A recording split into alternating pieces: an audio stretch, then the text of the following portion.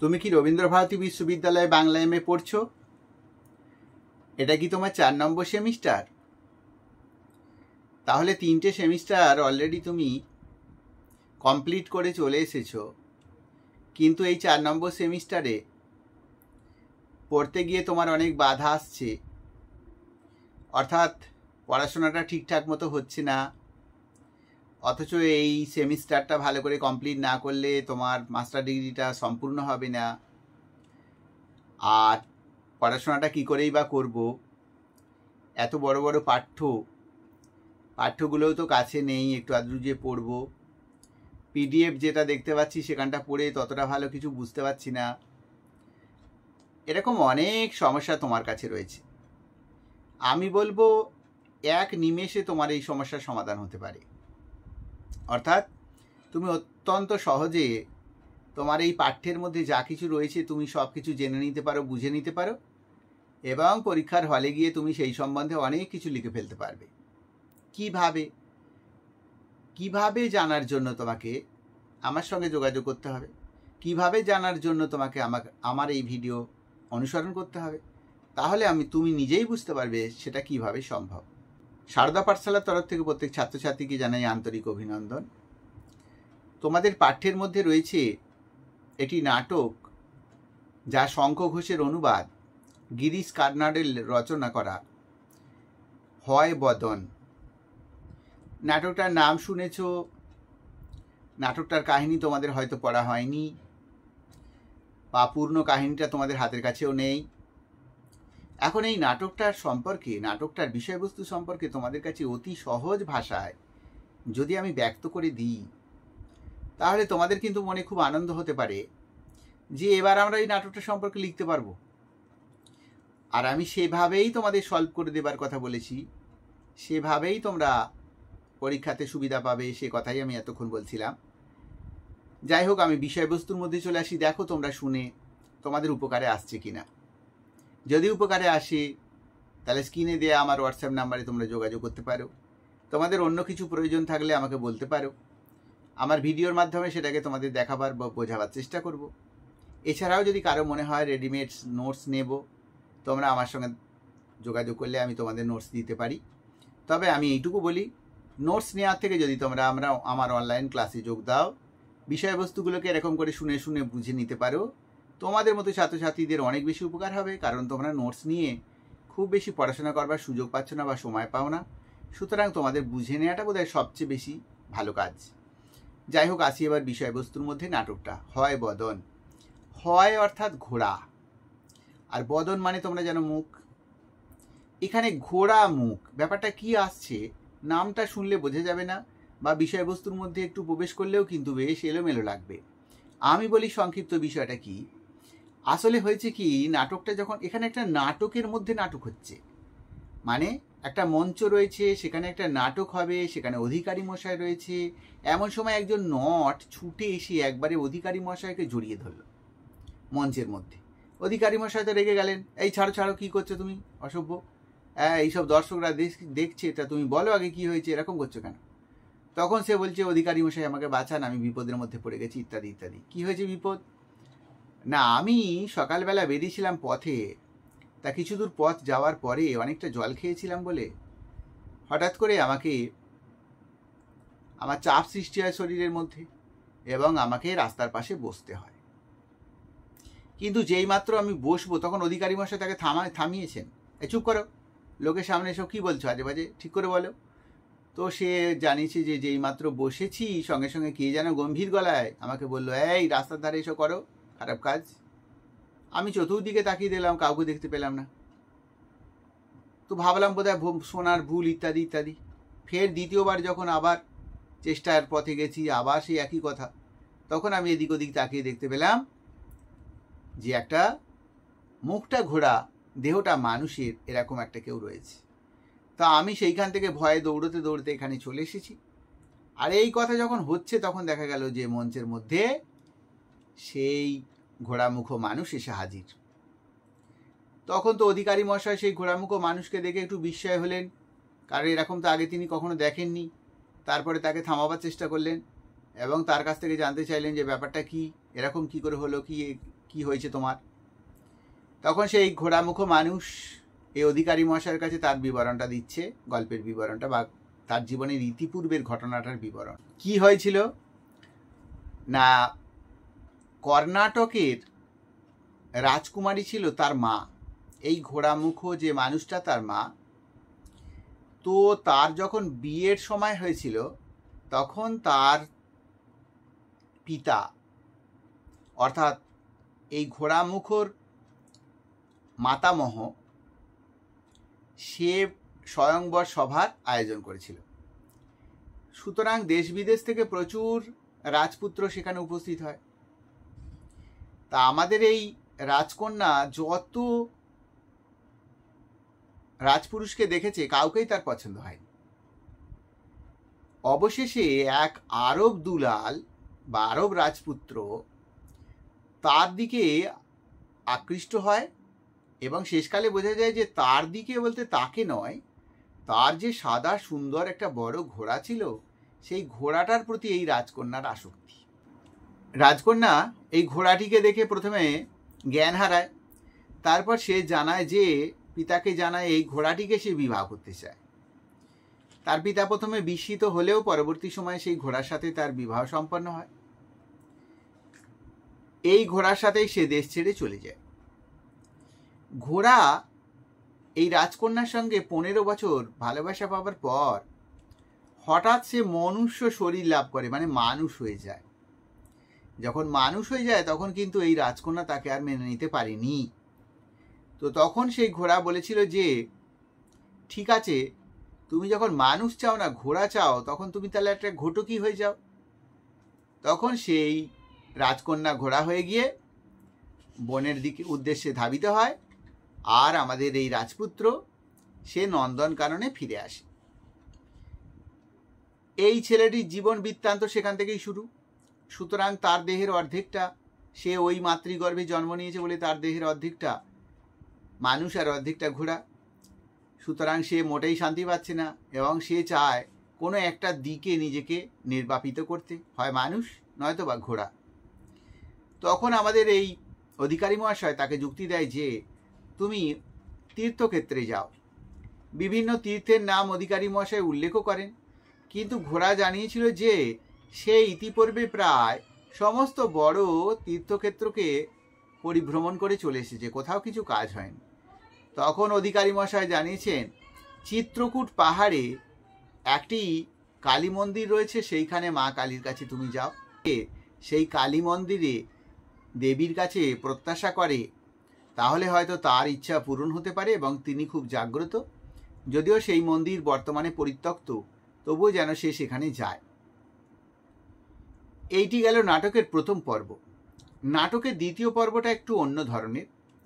সেখানে আমরা দেখেছি ধর্মপুর শহরের দুজন যুবক, একজন দেবদত্ত যে ছিল ব্রাহ্মণ সৎ সন্তান, আর একজন কপিল যে ছিল ক্ষত্রিয়। তারা দুজনে প্রচণ্ড ঘনিষ্ঠ বন্ধু, আর সেই বন্ধুত্ব এত দৃঢ় ছিল যে তা ধারণারও অতীত।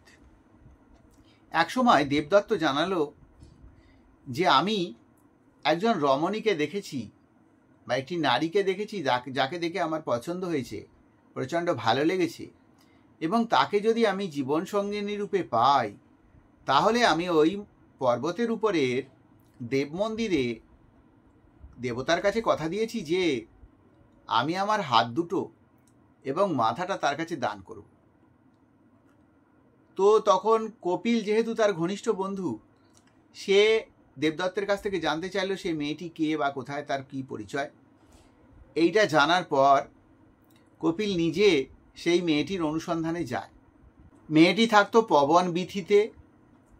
সেইখানে কপিল গিয়ে অনেক অনুসন্ধান করে মেয়েটির গৃহটিকে চিহ্নিত করতে পারে এবং পরবর্তীকালে মেয়েটিকে দেখবার পরে তার মনে হয় এই মেয়েটি ছিল শকুন্তলা, উর্বশী এবং মধুমতির সংমিশ্রিত রূপ, অর্থাৎ অত্যন্ত সুন্দরী। এই মেয়ে দেবদত্তের সঙ্গে বিবাহের যোগ্যই বটে। তাই অবশেষে দেবদত্তের সঙ্গে ওই কন্যাটির বিবাহ সম্পন্ন হয়। স্বামী স্ত্রীতে সুখের দাম্পত্য জীবন অতিবাহিত করতে গিয়ে দেবদত্ত কিন্তু কিছুটা আত্মকেন্দ্রিক হয়ে পড়ে। সে কিন্তু কপিলকে আর যত্রতত্র বা সে কিন্তু কপিলকে যখন তখন তাদের বাড়িতে আসে এটা পছন্দ করতো না। অথচ যাকে বিবাহ করেছে সেই পদ্মিনী, সে কিন্তু কপিলের প্রতি তার আকর্ষণ ছিল এবং কপিল যখন খুশি এলেও সে বেশি বিরক্ত হতো না। একদিন তারা উজ্জয়িনীতে বেড়াতে যাবে বলে ঠিক করেছিল, তিনজনে মিলেই যাবে এবং তার জন্য কপিল গরুর গাড়ির বন্দোবস্ত করেছে এবং সেই গরুর গাড়ি নিজে চালিয়ে সেখানে নিয়ে এসেছে। অথচ দেবদত্ত এবং পদ্মিনী উভয়ের মধ্যে আলোচনা পরামর্শে ঠিক করেছিল যে কপিলকে তারা জানাবে যে পদ্মিনীর শরীর ঠিক নেই, কারণ পদ্মিনী তখন সন্তান সম্ভবা, এই বলে তাকে ফিরিয়ে দেবে এবং তারা দুজনে এই গৃহের মধ্যে এককভাবে থেকে আজকে জীবনের একটা অন্য স্বাদ ভোগ করবে। কিন্তু কপিল আসার পর পদ্মিনী কোনো রকম শরীরের অসুস্থতার অছিলা গ্রহণ করলই না এবং দেবদত্তকে অবাক করে দিল যে সে নির্দ্বিধায় জানিয়েছে যে সে সেখানে বেড়াতে যেতে চায় এবং তার কোনো অসুস্থতা নেই। দেবদত্ত কিন্তু বুঝতো বা মনে মনে ভাবত যে এই পদ্মিনীর কপিলের প্রতি একটা গোপন আসক্তি রয়েছে। তো যাই হোক, তিনজনে তারপরে পরবর্তী সময়ে সেই স্থানে পরিভ্রমণ করতে যায় এবং সেখানে গিয়ে তারা ওই পর্বতের শীর্ষদেশে যে রুদ্রদেব এবং মা কালীর মন্দির রয়েছে সেইখানের দিকে আগাতে চায় বা সেখানে দর্শন করতে চায়। কিন্তু দেবদত্ত যেতে নারাজ। সে জানিয়েছিল তার শরীর ভালো নেই, মন ভালো নেই ইত্যাদি কারণে সে অপেক্ষায় রয়েছে, তোমরা দুজনে যাও। কিন্তু এরা সেখানে পৌঁছানোর আগেই অন্য পথ দিয়ে দেবদত্ত সেখানে পৌঁছে দেবতার কাছে আজকে জানিয়েছে যে একদিন তো আমি তোমার কাছে শপথ করেছিলাম আমার বাহু, আমার মস্তক তোমার কাছে দান করব যদি আমি পদ্মিনীর মতো মেয়েকে পাই। তো আজকে পেয়েছি, পেয়ে আমি ভুলে গিয়েছিলাম তোমার সেই কথা, আজ আমার মনে পড়েছে। তুমি ওদের দুজনকে ভালো রেখো দেবতা। তো আমি আমার প্রাণ বিসর্জন দিলাম। সেই সময়ে একটা ঐশ্বরিক ক্ষমতা বলে তরবারিও সে পেয়ে যায় এবং সেই তরবারি সহযোগে সে তার মস্তক ছেদন করে। পরবর্তী সময়ে যখন কপিল এবং পদ্মিনী সেখানে গিয়ে উপস্থিত হলো, তখন গিয়ে তারা সেই অবস্থা দেখে প্রচণ্ড হতাশ হলো, ভেঙে পড়ল, কষ্ট পেল।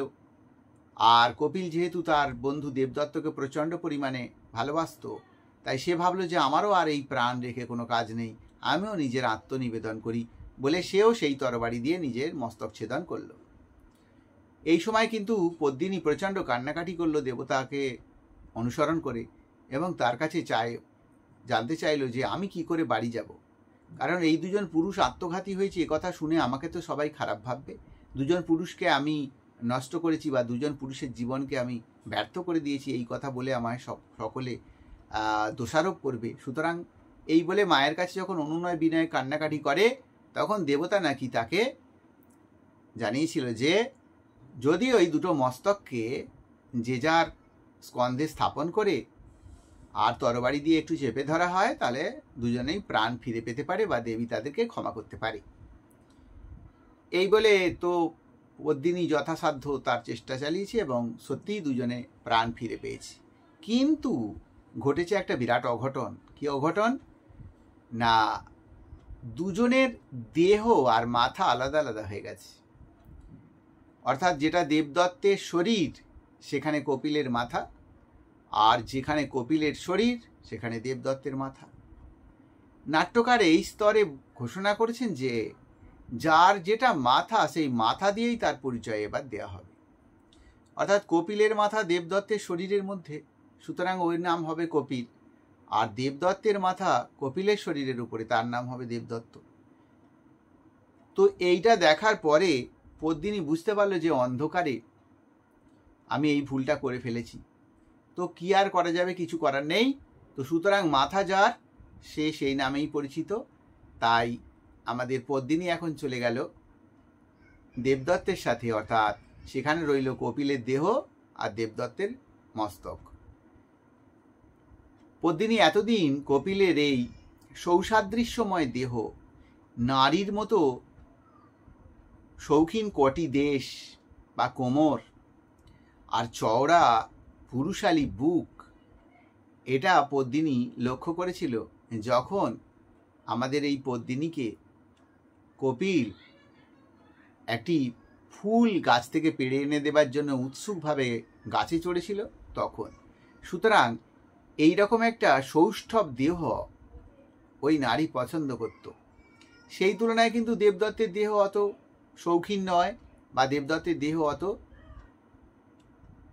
ক্ষমতাশালী নয়, কিন্তু দেবদত্তের চিন্তা ভাবনা চেতনা সেটা অনেক বেশি সঠিক এবং অনেক বেশি সৌন্দর্যবাহী, যেটা কপিলের মধ্যে ছিল না। সুতরাং এইখানে কিন্তু এই নারী দুয়ের সংমিশ্রণ পেল, এক বুদ্ধি চেতনাধারী এক পুরুষ, আবার তার দেহের সক্ষমতা রয়েছে সেটাও। এরকম যখন চলছিল তখন দেবদত্ত তার সন্তানের জন্য মেলায় গিয়ে পুতুল কিনতে চায়, আর সেই সময়ে সে দূর স্থানের সেই মেলায় যেতে আসতে একটা বড় সময় অতিবাহিত হবে। সেই সময় আমাদের পদ্মিনী তার সন্তান সহযোগে গিয়ে উপস্থিত হয় কপিলের কাছে। কপিল এতদিন নিজেকে খুব আড়ালে আবডালে সরিয়ে রেখেছে, মনের খুব কষ্টে রয়েছে, খুব সংকোচে রয়েছে। সে আর গৃহেও ফিরে যায়নি, সে আত্মগোপন করে বিভিন্ন স্থানে সময় কাটাচ্ছিল, সেটা পদ্মিনীর কাছে খবর ছিল, এবং পদ্মিনী তার এই দুঃখ, তার এই কষ্ট দেখে সহ্য করতে পারছিল না। আর সে গিয়ে জানিয়েছিল যে তোমার এই সন্তান, তোমার দেহেরই সক্ষমতায় এই সন্তান জন্মগ্রহণ করেছে, সুতরাং তুমি এত দুঃখ পাচ্ছ কেন, কষ্ট পাচ্ছ কেন, তুমি মনকে শান্ত করো বা মনকে আনন্দের পরিসীমায় নিয়ে আসো ইত্যাদি যখন কথোপকথন হচ্ছে, সেই সময় কিন্তু দেবদত্ত সেখানে হাজির হয়, কারণ সেই জানতো পদ্মিনী সেখানে যাবে। এখানে গিয়ে অনেকগুলো কথোপকথন হয়েছে, তার মধ্যে একটি কথা হলো এই যে প্রস্তাব রাখা হয়েছিল যদি তারা তিনজনে একসঙ্গে বসবাস করে, কিন্তু সেখানে পদ্মিনী কোনো সায় দিতে পারেনি। সুতরাং দেবদত্ত এবং কপিলের মধ্যে প্রচণ্ড প্রলয় যুদ্ধ শুরু হয় এবং একে অপরের কোলে ঢলে পড়ে, অর্থাৎ একে অপরকে হত্যা করে। এই সময় পদ্মিনী প্রচণ্ড কাতর অবস্থায়, সে আমাদের নাটকের সেই প্রথম স্তরে যাকে আমরা দেখেছিলাম অধিকারী মহাশয়ের কাছে তার সন্তানটিকে রেখে দিয়ে, সেই সন্তান যেন 5 বৎসর পর্যন্ত এই বনভূমিতেই লালিত পালিত হওয়ার পর তার দাদা ঠাকুর তথা পিতামহের কাছে যেন তাকে পৌঁছে দেওয়া হয়, সেই প্রতিশ্রুতি আদায় করে পদ্মিনী এই দুই পুরুষের যে চিতা সেখানে আত্মাহুতি দিতে স্বীকৃত হয়, অর্থাৎ সে সতী হয়ে যায়। এরপরে যথা সময়ে পদ্মিনী সেই ছোট ছেলে অর্থাৎ খোকাকে তার দাদামশাইয়ের কাছে পৌঁছে দেওয়া হয়। আর ঘোড়ার যে সমস্যাটা আমাদের প্রথম অংশে ছিল নাটকে, সেই ঘোড়া একসময় নিজের দেহটাকে সম্পূর্ণ ঘোড়ার রূপ পেয়েছে দেবতার বলে বটে, কিন্তু সে তার কথাটা বা মুখের ভাষাটাকে ঘোড়ার ভাষায় পায়নি। সুতরাং এতদিন অনেক কষ্টে, অনেক যন্ত্রণায়, অনেক অসুবিধায় ঘুরে বেড়াচ্ছিল। অবশেষে দেখা গেল সে জাতীয় সঙ্গীত গাইছে এবং একসময় সে চিহি করে ডাকতে শুরু করেছে। সুতরাং ঘোড়ারও জীবনে সাফল্য নেমে এলো বা তার একক সুর প্রকাশ পেল, আর আমাদের ছোট বাচ্চা ছেলেটি সেও তার দাদামশাইয়ের কাছে কোলে স্থান পেল। সুতরাং মানুষের যে অস্তিত্বের সংকট, মানুষের যে আত্মানুসন্ধান, সে কে, কিভাবে থাকে, মানুষের দেহ আগে না মানুষের মস্তিষ্ক আগে, মানুষের মন আগে না মানুষের দৈহিক আচরণ আগে, ইত্যাদি যে টানাপোড়েন আমাদের মধ্যে অনর্গল হয়, তারই একটা ব্যাখ্যা বিশ্লেষণ এই নাটকের মধ্যে পুঙ্খানুপুঙ্খভাবে আমরা দেখতে পেলাম। তোমাদের কাছে নাটকের কাহিনী বললাম, অনেকেরই মনে হবে হয়তো এই কাহিনী শুনে ফেলেছি, সুতরাং উত্তর আমি সুন্দর করে ফেলবো। হতে পারে তোমরা ক্লাস এমএতে পড়ছো, মানে অনেক উচ্চস্তরে চলে গেছো, তোমাদের এখন দক্ষতা অনেক বেড়েছে বা তোমরা এখন পারদর্শী হয়েছো লেখালেখিতে, তবুও আমি একটুখানি উত্তরের কথা বলে দিই ছোটো করে। ভিডিও যেহেতু অনেক লেন্দি হয়ে যাচ্ছে তাই ছোটো করে উত্তরের কথা বলি, সেটা তোমরা শোনবার চেষ্টা করো এবং সেটা যদি শুনে তোমরা মনে রাখতে পারো ওটা উত্তরে লিখলে যথেষ্ট হবে। তোমরা এখানে বলতে পারো মানুষ পৃথিবীতে একমাত্র সভ্য জীব যে কিনা তার নিজের জীবন পরিচালনায় নিজের সিদ্ধান্ত নেয় এবং নিজের মতো করে আগিয়ে নিয়ে যেতে পারে। আর এত বেশি সিদ্ধান্ত নেয় বলেই তার জীবনের অনেক ভুল ভ্রান্তি তার কাছে এসে হাজির হয়। সুতরাং মানুষের মধ্যে যে জীবনযাপন, সেই জীবনযাপনে অনেক ত্রুটি বিচ্যুতি থাকে, তা যদি আমরা সরাসরি উল্লেখ করি সেটা মানুষের কাছে খুব বেশি গ্রাহ্যমূলক হয় না। তাই প্রতীকী কিছু ঘটনার মধ্যে দিয়ে এই হয়বদন নাটকের মধ্যে আমরা দেখতে পেলাম মানুষের জীবনের সেই অস্তিত্বের সংকট, অর্থাৎ আমরা যে পরিস্থিতিতে রয়েছি সেইটাকে ধরে রাখা, টিকিয়ে রাখা, তার যে প্রচেষ্টা এবং সেটাকে সম্পূর্ণ রূপ দেওয়ার যে আমাদের আকুতি, সেইটা যেন এই নাটকের মধ্যে প্রকাশ পেয়েছে। সুতরাং এই নাটকটির নামকরণ হয়বদন অর্থাৎ ঘোড়ার মুখ, এই নামটা দিয়ে একটা প্রতীক কথাকে ব্যবহার করে নাট্যকার কিন্তু আমাদের জীবন সত্যের একটা বড় দিগদর্শনকে প্রকাশ করেছেন। সেদিক থেকে নামকরণটি বিষয়বস্তুগত বা সাংকেতিক দিক থেকে যথাযথ হয়েছে বলে আমরা উল্লেখ করতে পারি। নামকরণ বললে তোমরা এটা লিখতে পারো। আর তাছাড়াও যদি কিভাবে কবি কিভাবে আমাদের নাট্যকার জীবন সত্যের দিকটিকে উদ্ঘাটন করেছেন তা লেখো, তাহলে তোমরা ওই কাহিনী সংক্ষেপ লিখবে। আর এই আমি যে ব্যাখ্যাটা দিলাম, শুধু নামকরণ সার্থক হয়েছে এই কথাটা বলবে না, এই ব্যাখ্যাটা তোমরা দিতে পারো। মানুষের জীবন সংকটের মধ্যে মানুষ যেভাবে উপস্থাপিত হয়, তখন সে সেই সংকট থেকে মুক্তি পাওয়ার যে প্রচেষ্টা চালায়, সেইখানে কিন্তু তার কাছে সহযোগিতা এবং তার কাছে নতুন দিগদর্শনের আবশ্যিকতা প্রয়োজন হয়। সেই ক্ষেত্রে দেখা যায় যে সে যদি নিষ্ঠার পথে, সঠিক পথে তার চাহিদাটাকে প্রকাশ করতে পারে, তাহলে সে অবশ্যই তার সেই সাফল্যের পথকে অর্জন করতে পারে এবং সে সুষ্ঠু জীবনযাপনের দিকে এগিয়ে যেতে পারে।